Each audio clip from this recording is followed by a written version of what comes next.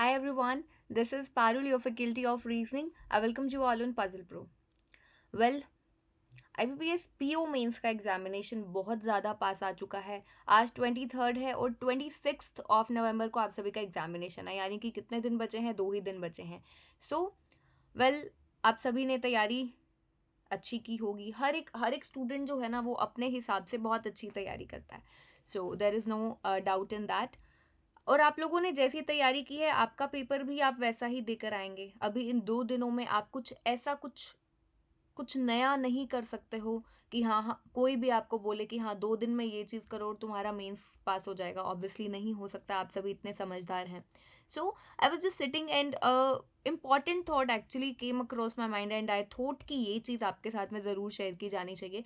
आप सभी को पता है कि अभी एक पैटर्न में हल्का सा चेंज आया है।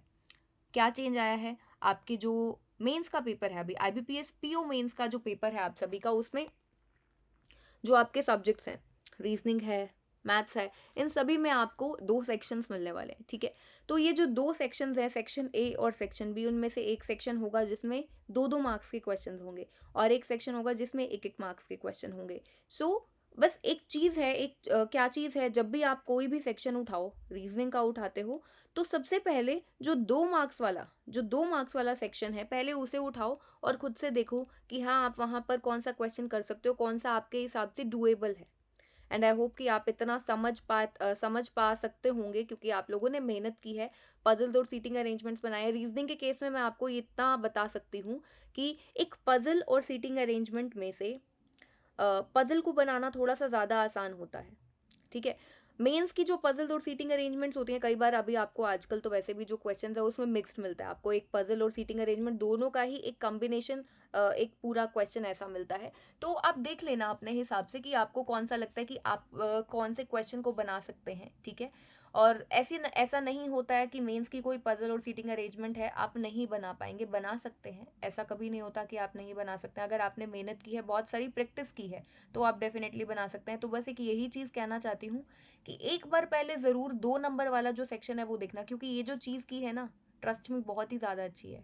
This is something very good, बहुत ही ज़्यादा बढ़िया चीज़ है। ये जो पैटर्न चेंज हुआ है, बहुत ही अच्छी चीज़ है। आपको ढूंढना नहीं पड़ेगा 2-2 नंबर वाले क्वेश्चंस कहाँ हैं।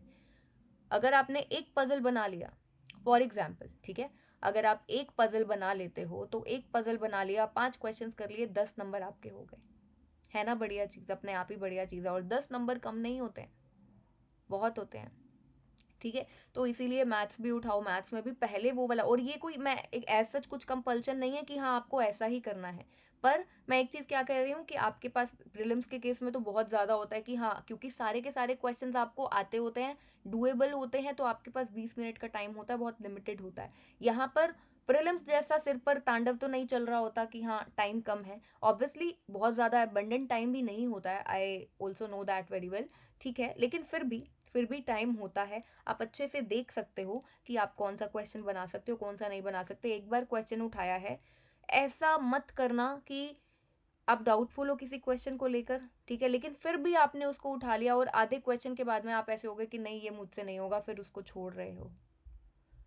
इतना ज़्यादा सिर पर इतना ज़्यादा प्रेशर हो जाता है। आप अगले जो सेक्शंस है ना, उसका इस चीज़ का असर अगर आप ऐसा करते हो तो आपको अपने बाकी के सेक्शंस में भी दिखेगा।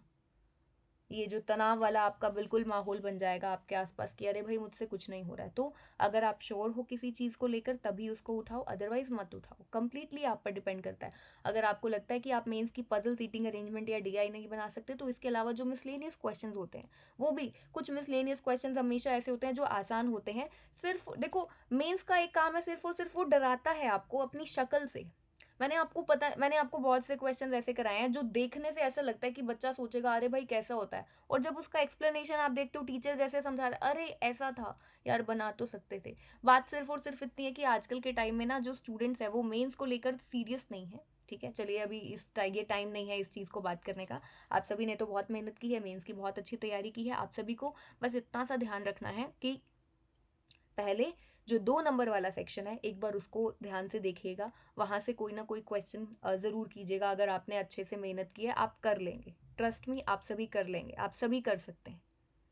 सो बस एक यही चीज़ थी। आई होप कि आप लोग ऐसा करेंगे, और ऐसा करेंगे तो डेफ़िनेटली, डेफ़िनेटली आपको बहुत हेल्प मिलेगी, आपको बहुत हेल्प मिलेगी। आपका जो ये वाला पर्टिकुलर पड़ाव है ना सिलेक्शन का, इसके बाद इंटरव्यू तो बाकी है, ठीक है? ये वाला आपने करंट अफेयर्स की सब कुछ अच्छे से तैयारी की है, आपका वो वाला सभी सेक्शंस आपके हो जाएँगे अगर आप 2 नंबर वाला उठाएँगे, मेहनत की है और एक क्वेश्चन भी वहाँ से कर लेंगे तो, ठीक है? तो बस इतनी सी चीज़ है। आई होप कि आप सभी समझेंगे इस चीज़ को, इस चीज़ का ध्यान रखेंगे। पहले 2 नंबर वाला सेक्शन देखेंगे बाद में। हाँ, अगर आपको लग रहा है कि नहीं हो पा रहा, कुछ ज़रूरी नहीं है, तो जो 1 नंबर वाला है वहाँ पर जो क्वेश्चंस आते हैं कोशिश करो कि अच्छे नंबर ऑफ क्वेश्चंस वहाँ से अटेम्प्ट कर सको, ठीक है? तो चलिए इसी तरीके से मिलते हैं हम लोग नेक्स्ट सेशन में। तब तक क्या करना है आपको? मेहनत करते रहो, तैयारी करते रहो। Take care everyone.